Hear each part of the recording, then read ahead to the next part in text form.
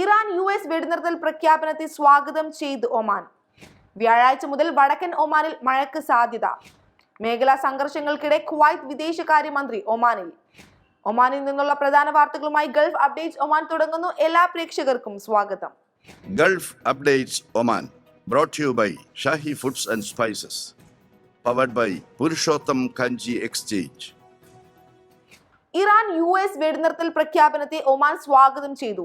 വെടിനിർത്തലിന് ആഹ്വാനം ചെയ്ത കക്ഷികൾക്കും നയതന്ത്ര ശ്രമങ്ങൾ നടത്തിയ പാകിസ്ഥാനുമാണ് ഒമാൻ നന്ദിയും അഭിനന്ദനവും അറിയിച്ചത്.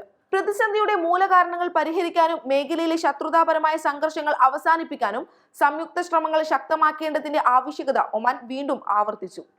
വ്യാഴാഴ്ച മുതൽ ഞായറാഴ്ച വരെ ഒമാനിലെ വടക്കൻ ഗവർണറേറ്റുകളിൽ നേരിയ മഴയ്ക്കും കാറ്റിനും സാധ്യതയെന്ന് national multi Hazard early warning centre മുന്നറിയിപ്പ് നൽകി. രാജ്യത്ത് പ്രഭാവം കുറഞ്ഞ മഴയാകുമെന്ന് പ്രതീക്ഷിച്ചിരുന്നാലും വടക്കൻ പ്രദേശങ്ങളുടെ ഭൂരിഭാഗവും ആകാശം മേഘവൃത്തമായിരിക്കും.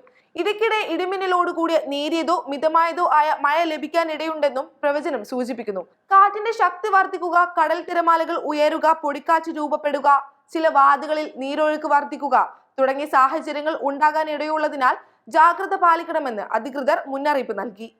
മേഖലയിലെ സംഘർഷ സാഹചര്യങ്ങൾക്കിടെ കുവൈത്ത് വിദേശകാര്യമന്ത്രി ഷെയ്ഖ് ജറാഹ് ജാബർ അൽ അഹമ്മദ് അൽ സബാഹ് ഒമാൻ സന്ദർശിച്ചു.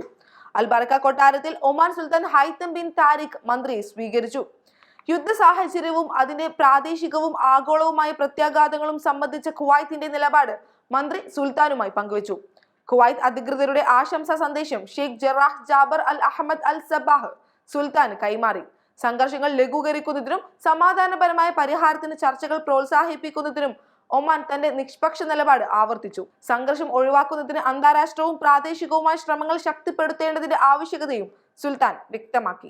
പൊതുമര്യാദ ലംഘിച്ചതുമായി ബന്ധപ്പെട്ട് ഏഷ്യൻ ആഫ്രിക്കൻ വനിതകളുടെ ഒരു സംഘത്തെ മസ്കത്ത് ഗവർണറേറ്റിൽ അറസ്റ്റ് ചെയ്തു. അശ്ലീല വസ്ത്രധാരണത്തോടെ പൊതുസ്ഥലങ്ങളിൽ പ്രത്യക്ഷപ്പെട്ടതുൾപ്പെടെ പൊതുമര്യാദ ലംഘനങ്ങളാണ് കേസിന് അടിസ്ഥാനമെന്ന് റോയൽ ഒമാൻ പോലീസ് അറിയിച്ചു. തൊഴിൽ നിയമങ്ങളും വിദേശ താമസ ചട്ടങ്ങളും ലംഘിച്ചതായി കണ്ടെത്തിയ ഇവർക്കെതിരെ നിയമ നടപടികൾ പുരോഗമിക്കുകയാണെന്ന് അധികൃതർ വ്യക്തമാക്കി. ഗൾഫ് അപ്ഡേറ്റ്സ് ഒമാൻ പൂർണ്ണമാകുന്നു. പ്രവാസ ലോകത്തെ പുത്തൻ വാർത്തകൾ അറിയാൻ ഗൾഫ് മാധ്യമത്തിന്റെ സോഷ്യൽ മീഡിയ പ്ലാറ്റ്ഫോമുകൾ സന്ദർശിക്കാം. ഗൾഫ് അപ്ഡേറ്റ്സ് നിങ്ങളുടെ വാട്സാപ്പിൽ ലഭിക്കുന്നതിന് നിങ്ങളുടെ പേരും സ്ഥലവും 96201150 എന്ന നമ്പറിലേക്ക് വാട്സാപ്പ് മെസ്സേജ് അയക്കൂ. Gulf updates Oman brought to you by Shahi Foods and Spices, powered by Purushottam Kanji Exchange.